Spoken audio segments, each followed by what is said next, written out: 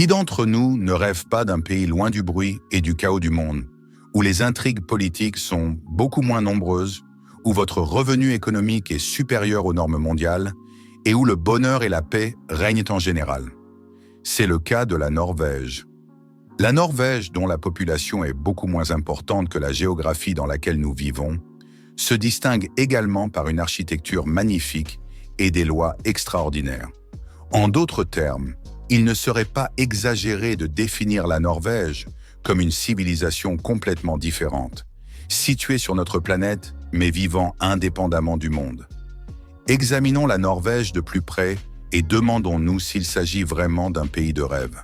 Saviez-vous que si, dans d'autres parties du monde, les horaires de travail sont aujourd'hui de 8 à 12 heures par jour, la durée moyenne du travail en Norvège n'est que de 6 heures.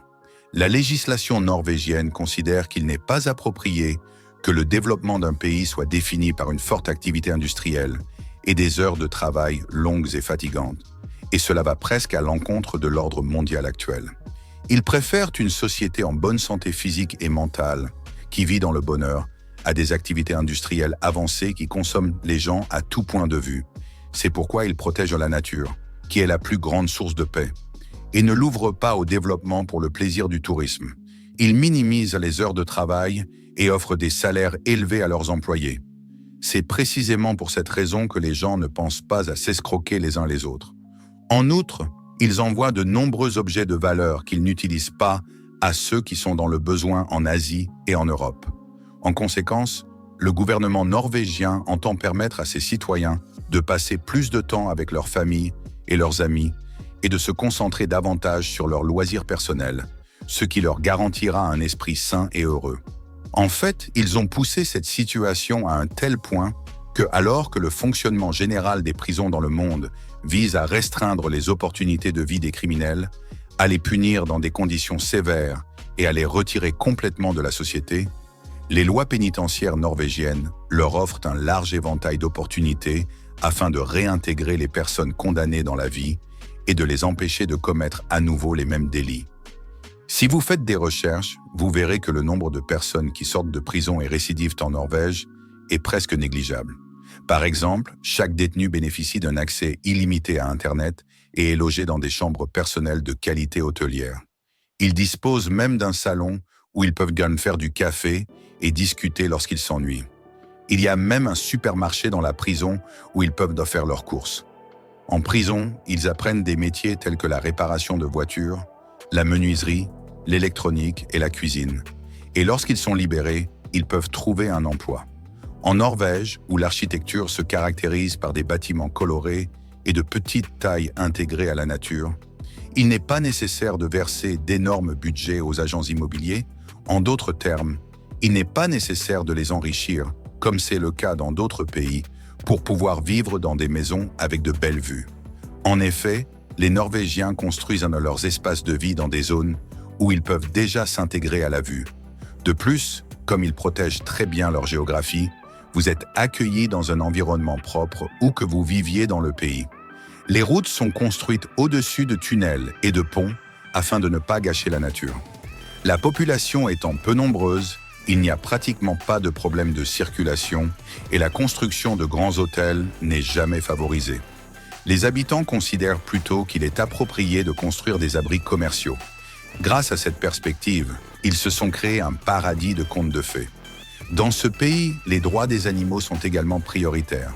Par exemple, vous ne pouvez pas stériliser vos animaux à votre guise et vous êtes fréquemment inspecté par l'État pour vérifier que vous vous occupez bien d'eux.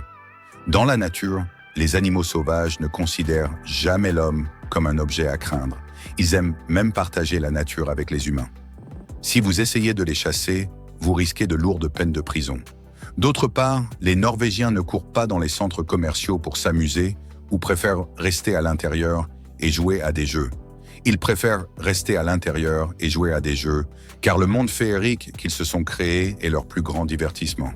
Ils ont fait des sports nautiques dans les lacs, de l'alpinisme, des promenades dans la nature loin des gens et du camping des éléments indispensables de leur vie.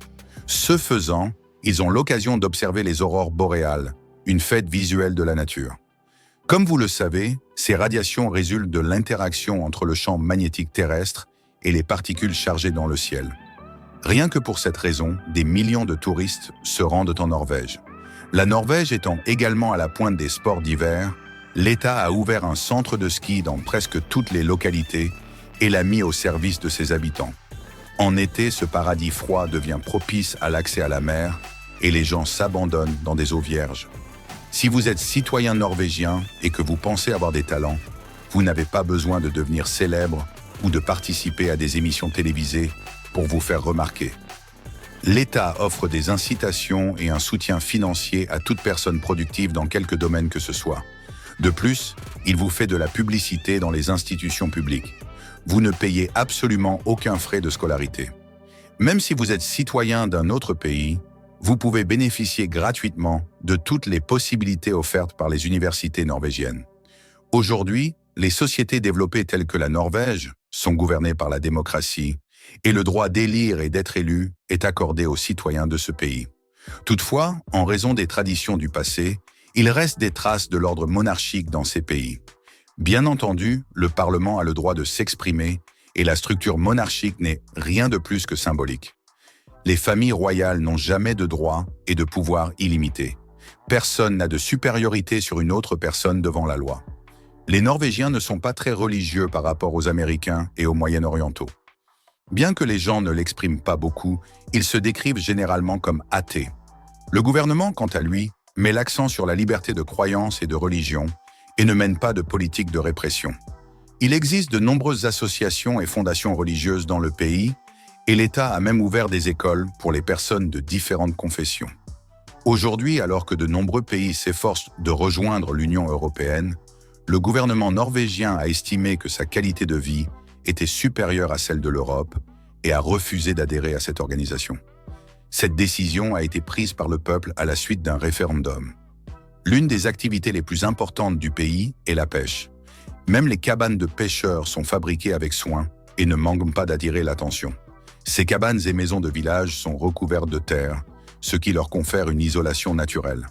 De ce fait, des plantes poussent même sur certaines maisons.